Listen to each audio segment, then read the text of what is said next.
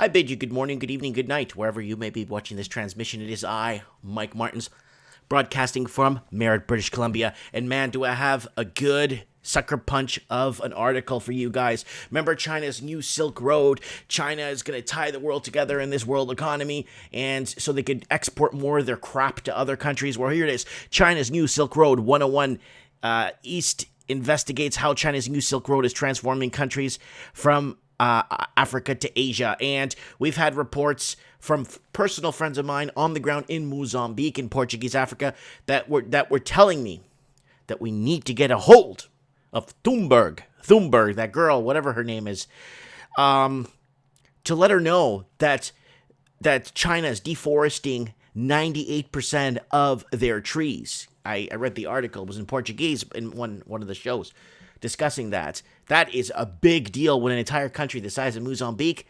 loses. It's like 3 big states in the U.S. It's like Florida, Georgia, and South Carolina. That's how big Mozambique is. Maybe a little bit bigger. North and South Carolina and Florida and Georgia. Maybe that big. But anyways, why is no one focusing on the deforestation of an entire African country? Wonder why. But anyways, with them building these islands of terror that they're creating to extend their reach. Everybody knows about the Chinese military islands, and just moving further out and basically trying to encompass the globe. So basically they could ship their crap more easily and more feasibly to other countries. But Sri Lanka wants to undo the deal to lease port to China for 99 years. Now, I'm behind Sri Lanka on this. Do you know why? I'll tell you why I'm behind 100 quadrillion% on Sri Lanka for this. Because if it was China that wanted to undo it, they would undo it and no one could say nothing about it. So now Sri Lanka wants to undo it. Undo it. Because if China wants to undo it, they'll just say, well, too bad. What are you going to do? What are you going to do?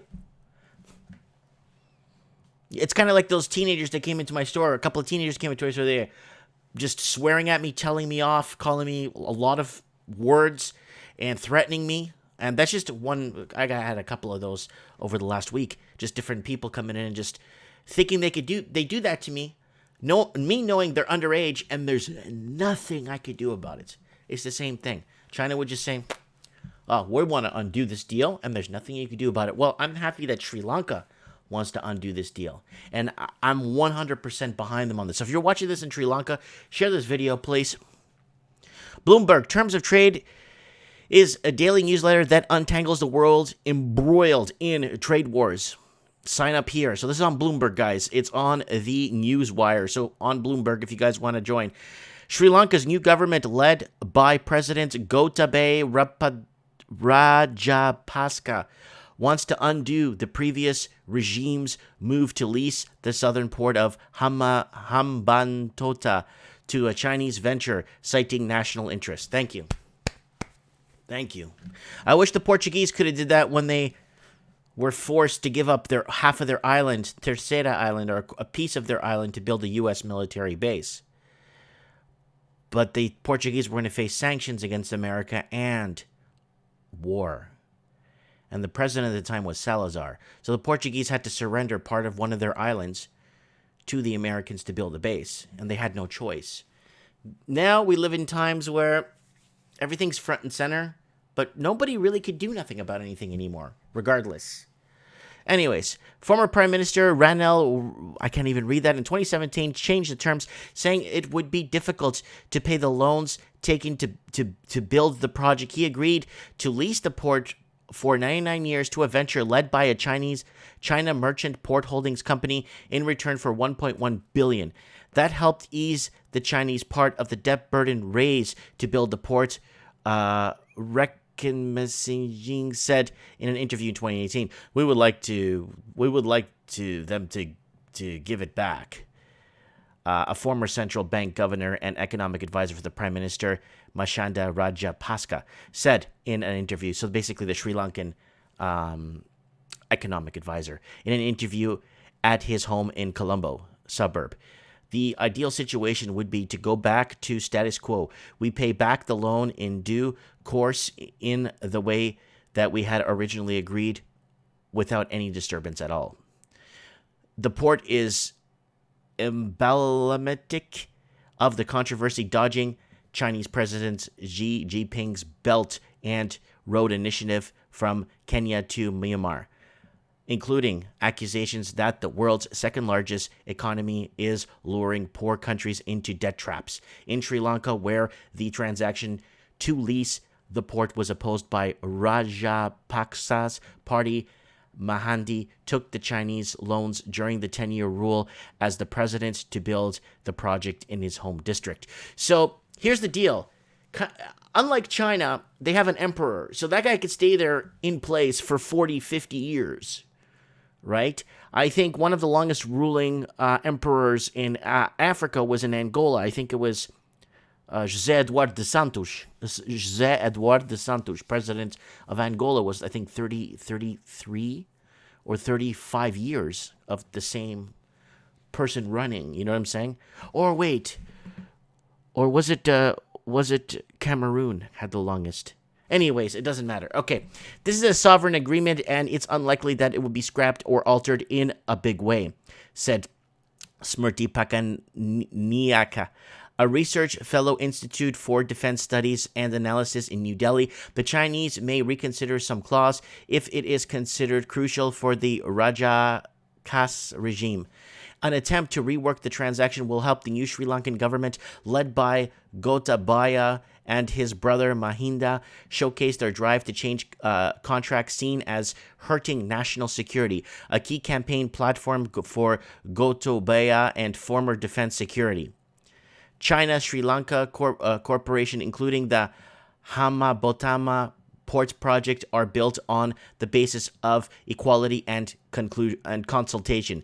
Chinese Foreign Ministry said in a fact statement from its spokesperson office, China looks forward to working with Sri Lanka to make Hamatobo a new shipping hub in the Indian Ocean and developing the local economy.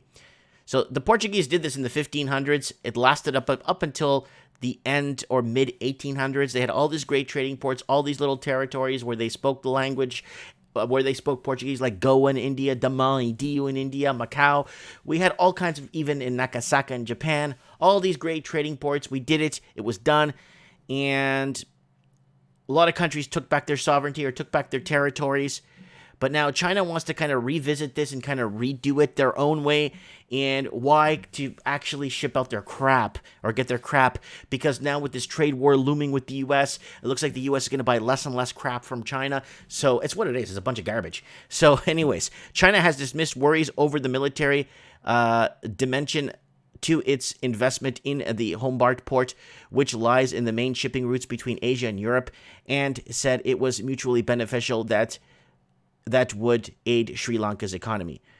So Sri Lanka will have to offer it something equally, if not more, attractive in financial terms for Beijing to agree to the cancellation of the lease agreement. That's just how it works. The thing is, the funny part of this, if China decides they don't want to do the deal, they'll just say, we're not doing the deal, we don't care. And there's nothing Sri Lanka could do about it. But now it's on Sri Lanka's side. It's like, you see what I'm saying? They put these countries into these agreements and these plans to ruin them.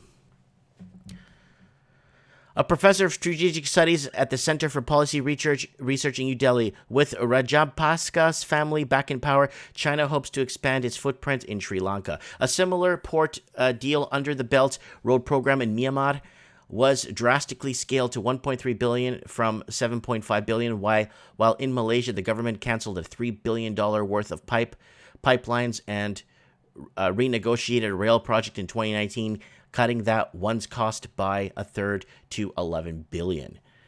Bilateral agreements, once you've signed those, are serious agreements, Cabraal said in the House of Adored with pictures of local foreign leaders. At the same time, we've got to look at the national interest, and if one government had betrayed it, bartered it away. Sorry, betrayed it.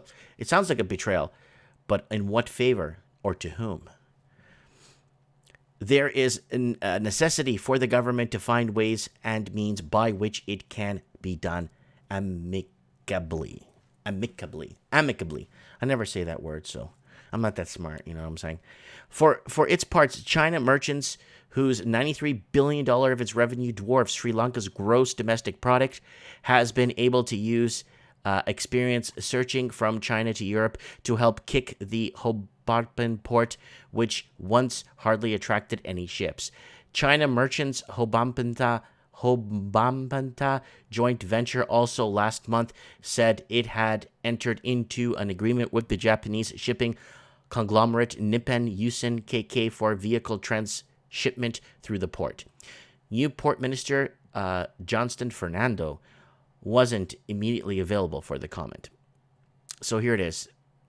This is very, very, very interesting, and I don't blame Sri Lanka, because if it's a bad deal and it's going to damage and cripple the country for the next 100 years, what if China doesn't exist in 100 years from now? What if it breaks up into different states? Because that looks like it's what's happening there. I'm not saying that's going to happen, but that looks like something that could happen in China. What happened? Like what? You know what I'm saying? A 99-year lease. I mean, that's, I don't know, guys. I think it sounds like monkey business to me, and it's all in favor of the Chinese side. You know, let me know what you guys think in the comments below. Chinese silent takeover. Let me know what's not too silent. Everybody that's anywhere that knows can see what's happening. Let me know what you guys think in the comments below. I like to read your comments. Guys, don't forget to subscribe to the channel, or even join the channel if you can. And you could PayPal me. You could follow me on Patreon. Pick up something cool on Teespring if you want. And if you want to message me here, there's my fan page. You could message me directly. All links on top of my YouTube channel. I've been reading people's messages all day long from all over the world that watch the channel. And if you have a link or something you'd like for me to share on the channel, let me know. And thanks for watching, guys. And don't forget to hit the subscribe button.